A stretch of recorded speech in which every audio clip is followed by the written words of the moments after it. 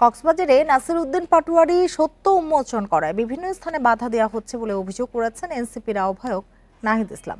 রোববার রাতে চট্টগ্রামে জুলাই পদযাত্রার সমাবেশে কথা বলেন তিনি।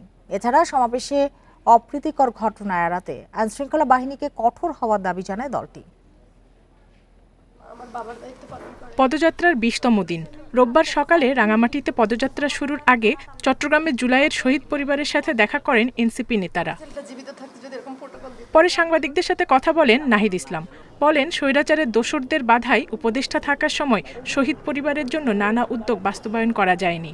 আমাদের জায়গা থেকে আমরা বিভিন্ন উদ্যোগ নেওয়ার ক্ষেত্রে প্রেশারাইজ করছি সর্বোচ্চভাবে, কিন্তু দেখা গেছে সরকারের উদ্যোগগুলা মাঠ পর্যায়ে পর্যন্ত পৌঁছায় নাই বা পৌঁছাইতে দেরি করতেছে, বা সেইখানে অনেক ধরনের ঝামেলা আসলে হয়, কারণ এখনো প্রশাসনের বিভিন্ন জায়গায় আসলে স্বৈরাচারের দোসররা আছে। রাঙামাটিতে শিল্পকলা থেকে বনরূপা পর্যন্ত পদযাত্রা করেন এনসিপি নেতাকর্মীরা। তারা বলেন, ৫০ বছর ধরে দেশ বিভক্ত করে রাখা হয়েছিল, যার বড় শিকার পার্বত্য চট্টগ্রাম। পরে রোববার সন্ধ্যায় চট্টগ্রামের বিপ্লব উদ্যানে অনুষ্ঠিত হয় এনসিপির সমাবেশ। এ সময় দেশকে কারোর কাছে ইজারা দেওয়া হয়নি বলে মন্তব্য করেন তারা। বাংলাদেশ কারো বাপের না, আমরা বাংলাদেশকে কাউকে ইজারা দেই নাই।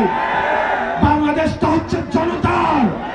বাংলাদেশের প্রত্যেকটা মানুষ এই ৫৬,০০০ বর্গ মাইলে সবাই ন্যায্য হিস্সা নিয়ে থাকবে। সমাবেশ ঘিরে কঠোর নিরাপত্তা দিতে আইন শৃঙ্খলা বাহিনীর প্রতি দাবি জানায় এনসিপি। Zulekha Parvin, Independent news.